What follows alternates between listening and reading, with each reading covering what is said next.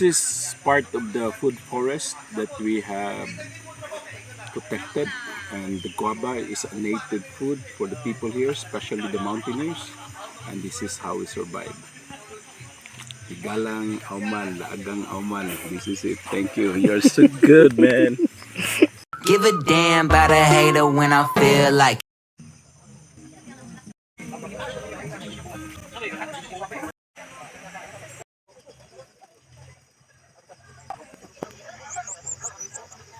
So morning guys, so muni ang Balamba no. Natakaroon diri.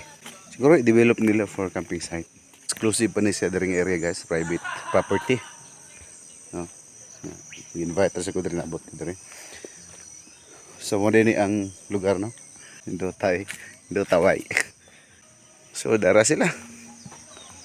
Oh, di ba? Naadri ang team padayon, yan nasa dang ubang mga professional rin mga tao. So, dere wala ko'y kaila no. Pero friendly ra man sila. Anya nakoy familiar nga mga naong dere membro sa team padayon man siguro ni sila. Katong grupo nila ni Morinang Saag. Shout out din ni Ma'am Morinang Saag. Yung mga friend naman lagi dere ikaw. So gabi na may bonfire no diha nya. Nagkuhan sila, nagpaila-ila sila. Last night na rin may nag-share sa mga rason nga nung namitari. Doon may nag-social meeting ibe.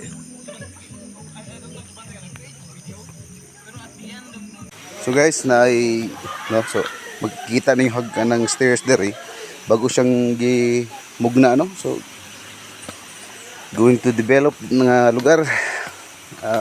Mahinta mo ba itong panahon nga usas sa nisyas manown nga camping sites ha. Ari ka pahungos ng gibati. So gikan sa camping site guys, naraskilid na stairs dere. Adong ka sa waterfalls. Nga uwag ninyo dira. Sir, buntag diha.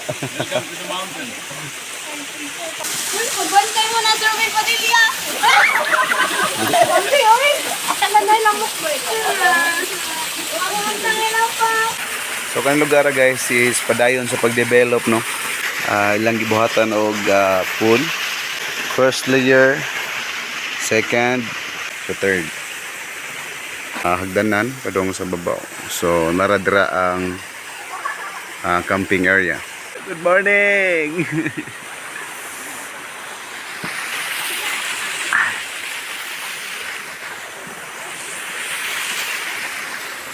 Morning.